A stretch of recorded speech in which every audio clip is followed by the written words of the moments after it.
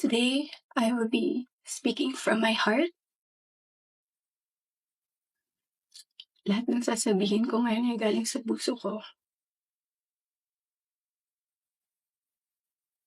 Today, I will take accountability for everything. Nagkamali ako, and I want to say sorry for everything that I have done. It all started last June of 2024. I was in a very dark place. I was lonely. And I was getting attention from Anthony. The kind of attention that I needed. When I sensed that there was this brewing attraction between Anthony and I, nadala ako sa emotions ko. And I knew that was wrong. I came clean right away. I told my ex everything, and I admitted things to him, and then we broke up. It wasn't easy. It was very hard for me. I announced the breakup. The reason why I became so emotional during the interview, because I was holding back a truth. Yun yung totoo.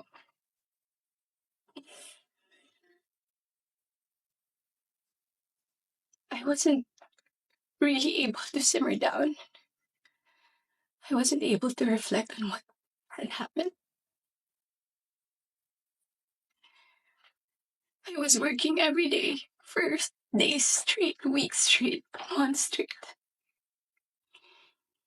Bago nagsimula yung mga daming trabaho namin, I told Anthony that I broke up with my ex. And he also said the same thing.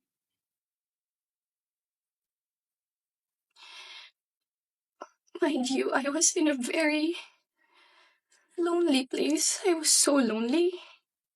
And I was so vulnerable at that time. Like everybody, nakaka-break lang. You would be so vulnerable. I was working every day. At sa lahat ng trabaho na yun, kasama ko si Anthony.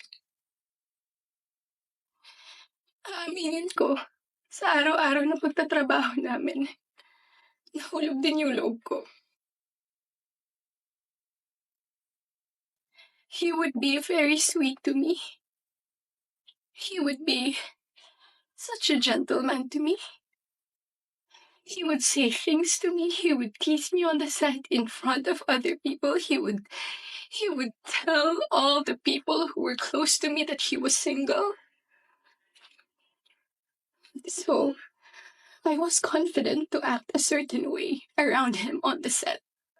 Because in the eyes of the people there, we were both single.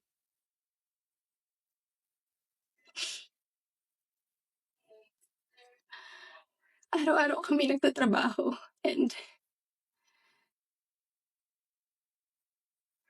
September came. We went to Italy for our shoot sa teleserye namin na Incognito. And that, doon nag-start na naging deep yung pagkakilala namin sa isa't isa. I really fell. Nung pauwi na kami ng Italy, it was my birthday. And we were stuck at the airport the whole day. He would say things to me that are sweet. He would say promises. We would tell promises to each other. And then nung pauwi na ng Italy, I felt so happy that I had to post something on my IG story just to appreciate him during that day.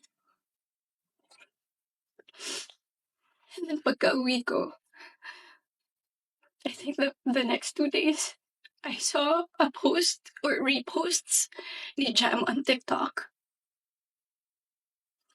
Nakita ko lahat yun. And at that time, yung time frame na yun, Nasa screenshots din na nangamusta ako. I said, kamusta si Jam? Nangamusta ako kay Jam, it wasn't because dahil alam ko na sila pa. Dahil alam ko na she was going through something and Anthony had to take care of her. But at the time, nagtatrabaho pa rin kami and he would still be the same way to me. I would ask him, God knows I asked him, nagkabalikan ba kayo? He said no. Do you still love her? He said no. He would say things na ako yung gusto niya and all. I really asked him so many times. And then the first wave of bashing on TikTok. Masakit yun para sa akin. I asked him, when are you gonna release a statement na wala na kayo? When? Because in the eyes of the public, you were taken. But I know that you're not. You would be very sweet to me. When are you gonna release a statement? He would tell me he was waiting for the right moment. I didn't want to be pushy. I didn't want to aggravate things. So I waited and kept quiet because it wasn't my story to tell anyway. I kept quiet. October passed. We were working still every day. And then Halloween. It was the very first night we went out na medyo sweet kami sa isa't isa. The next day, Cham posted on her Instagram story. There were no names mentioned. There were no names. But people were insinuating that it was Anthony and I. So the waves of bashing came again. I asked him again, when are you gonna release a statement? God knows how many times I begged for a statement. I begged him to fix this because I was so tired of getting bashed. He said, wait, he's waiting for the right moment. I waited. I still kept quiet. I really wanted to speak up. But it wasn't my story and I would look really pathetic. Days went by. The press con of Incognito happened. He released a statement. To me, it was too late because at that time, I was slowly distancing myself from him romantically. The infatuation and the attraction died. But thank you for the statement. I thought everything was in the clear. I thought everything was gonna be okay. Ilang days nung lumipas.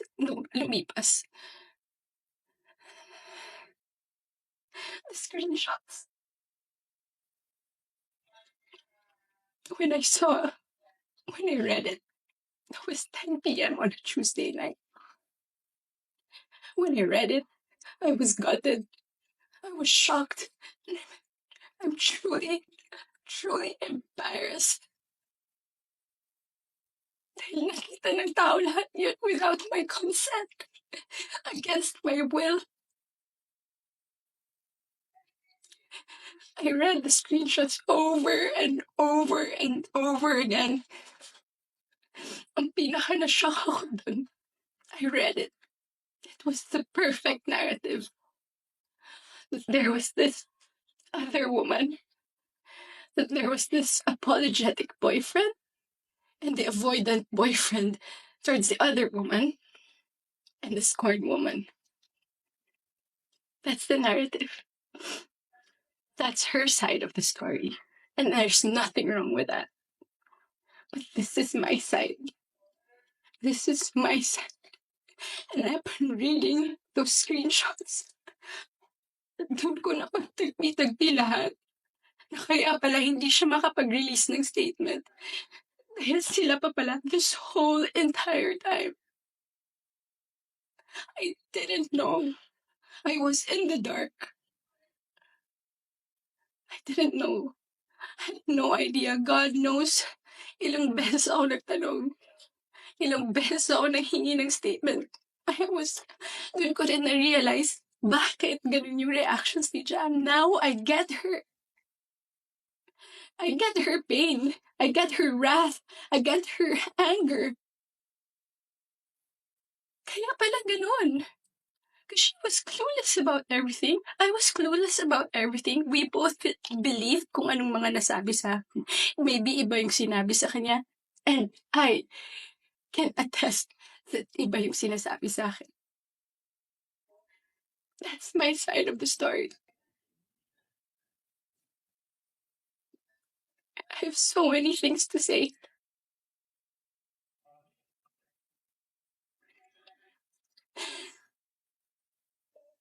Hindi ka ako makapaniwala. Papahiya pala ako ganito sa buhay ko. So to the public, I'm sorry that you got to see that very intimate side of me.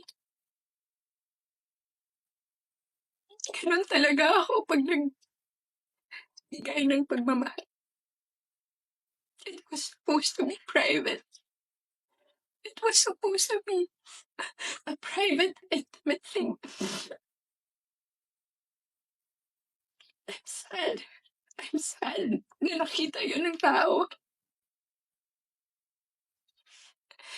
And yes, I don't want to play the victim here. Nagkamali din talaga ako. And I want to say sorry to those people I have hurt.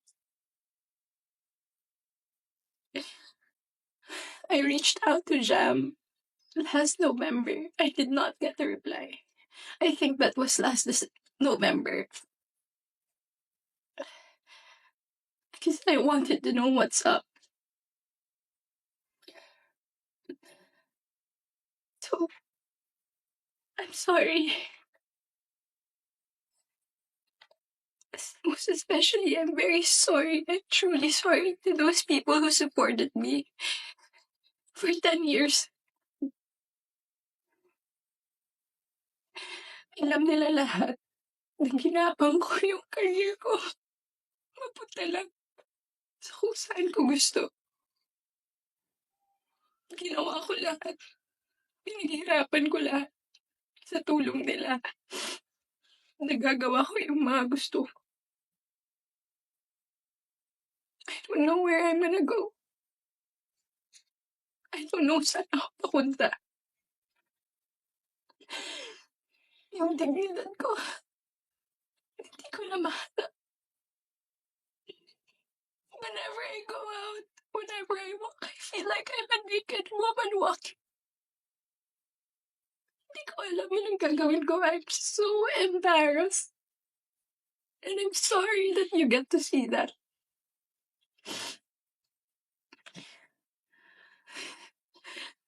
But I can assure you, tuloy pa rin ako. Tuloy pa rin ang laban. Magtatrabaho pa rin ako kahit nahirap. Hindi pa rin namamatay yung apoy sa puso ko. I'm still looking for that little girl inside of me. It's hard to look for her now, but someday I get to find her and I will be able to hold my shadows. What you saw was not a perfect human. I'm far, far from being perfect. What you saw was a human being. Just a human being.